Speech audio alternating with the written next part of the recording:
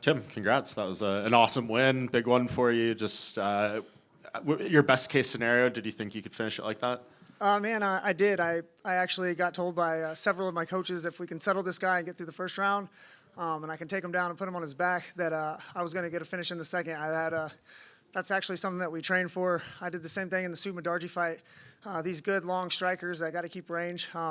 Just got to close the distance and get one or two good takedowns and settle their feet a little bit. And that was the exact game plan, was to get a submission.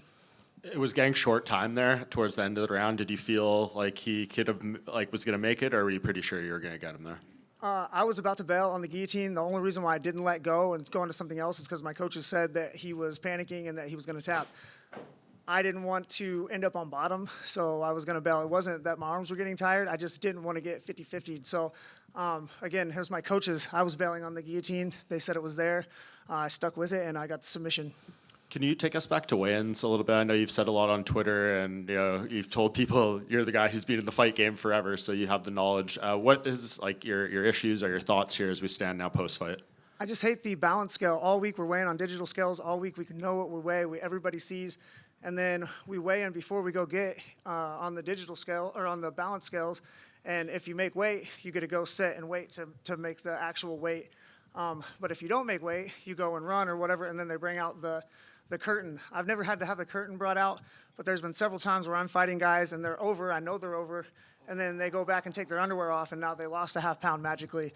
I'm not saying that balance scales or digital scales are more accurate, but at least that should be plastered on the screen for the whole world to see. So I know I made weight, so everybody knows he made weight.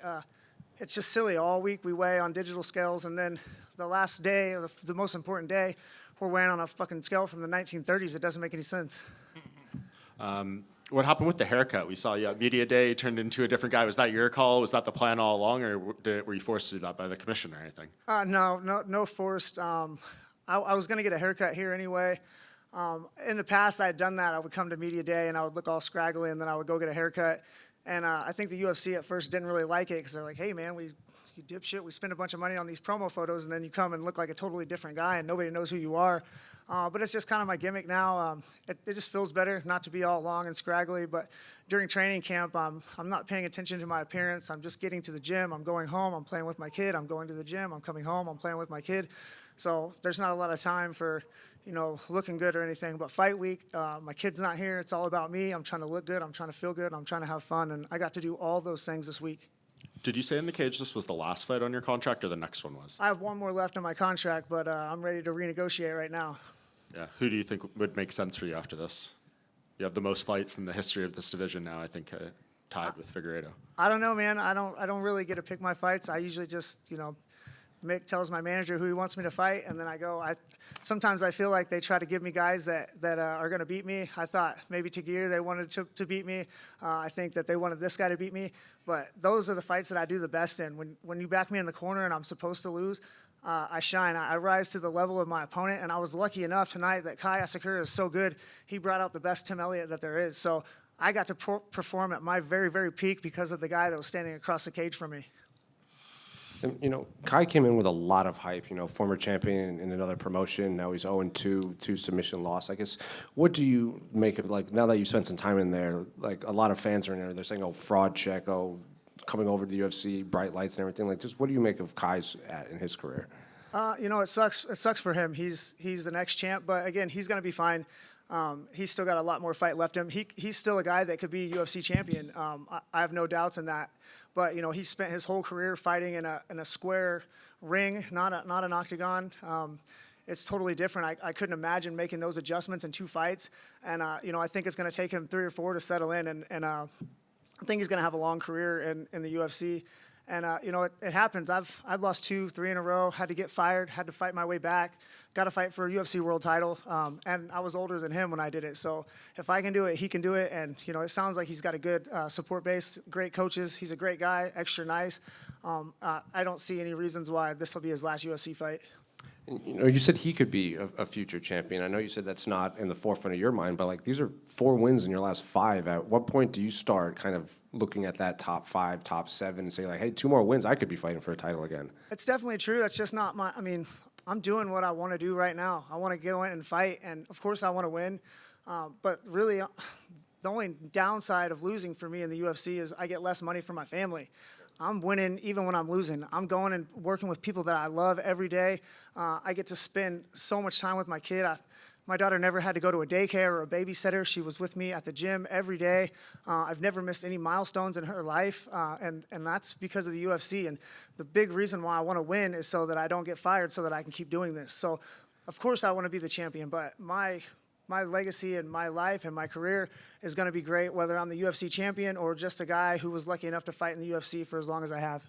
And, you gave someone asked you and you gave some advice to the Ultimate Fighter finalists, and, it's your division. Did you get a chance to speak to any of the other new flyweights that are now kind of joining the division that you've been, as Mike said, more fights than anyone in the history of this promotion? I haven't, but again, the advice stands strong. Early on in my career, I would go to these fight weeks and I would just kind of sit in a hotel and I would cut my weight and I would kind of be miserable and I would just focus on the fight. And then the older that I got, and then when I got fired by the UFC, I was looking back thinking like, man, I really missed the boat on enjoying the weeks when I'm out with my team and seeing the city and getting out of the hotel and, signing autographs and taking pictures and, feeling and being a professional athlete.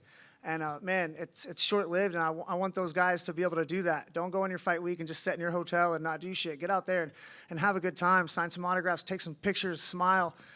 It's going to make your time a lot better and more memorable, and that's what I'm doing right now. I'm not wasting these moments, and even if I would have lost tonight, you'd still be seeing me with a smile on my face, walking around here with my head held high because I'm doing what I love to do, and nobody can take that away from me.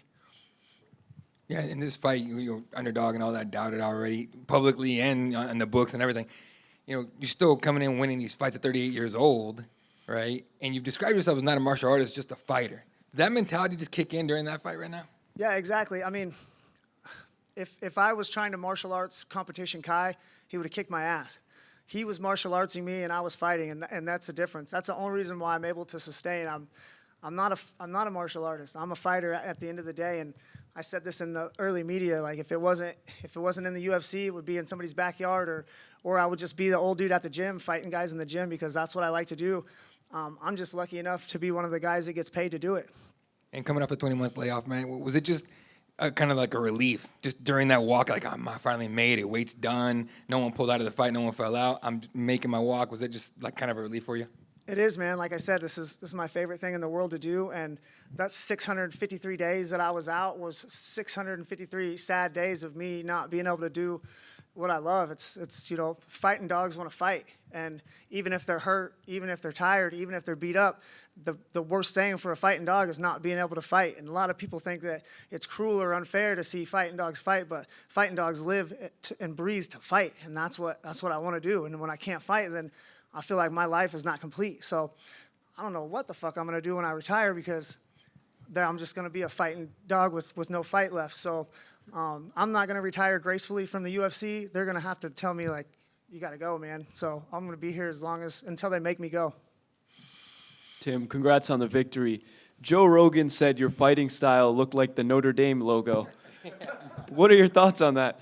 Yeah, man, it's true. And in this fight, I had to make some adjustments. My coaches were saying, hey, man, lean back, go hips first. We had to fight a little hood in order for me not to get kneed in the face. But, man, he wrapped a leg kick around my head and flashed me.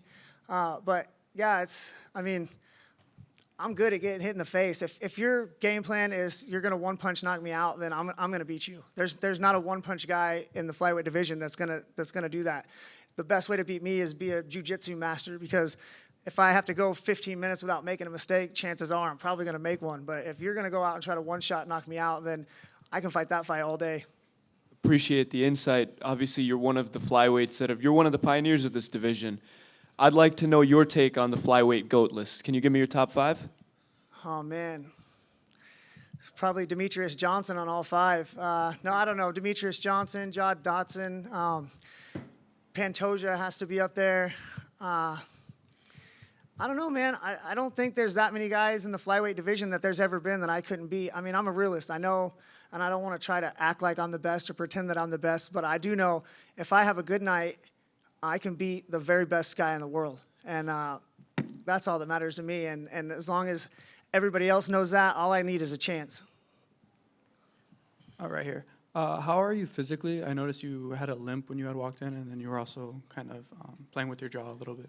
Yeah, jaw's a little sore. He hit me with a straight punch, but the leg kick, man, I think I don't know how many UFC fights I've had, but I've only been kicked in the leg like 3 times and almost never in the calf because I switched my stance so much. But my coaches told me to settle my feet, and my strikes started to land a little more. But Kai picked up on that right away and drilled me with a calf kick, and that's something I'm going to have to watch out for in the future. But honestly, I've been really lucky not to take a bunch of damage with kicks, and yeah, man, he stroked me with a calf kick. It hurt.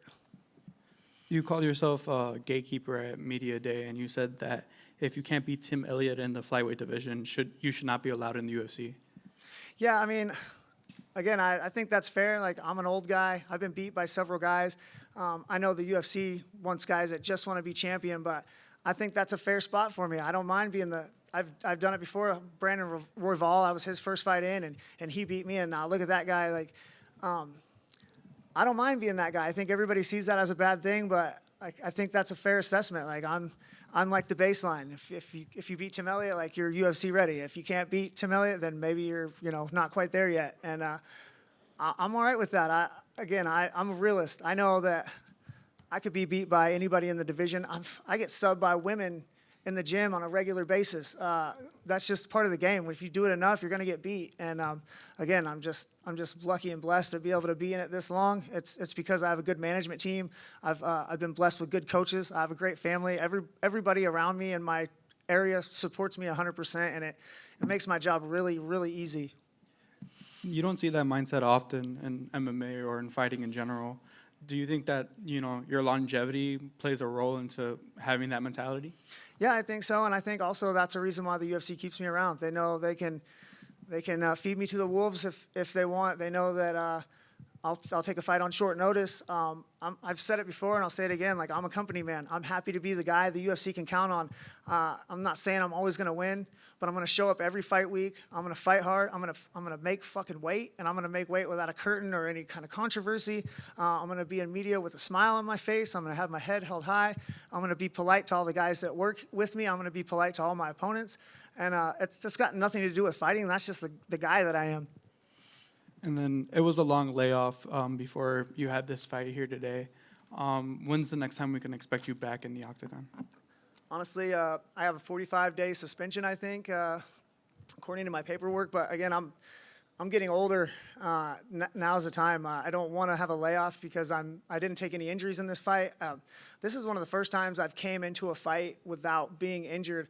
Granted, I'm older and I'm having to really adjust how I train. I can't train as hard as I used to. I don't recover like I used to, but I'm making adjustments and I'm training smarter.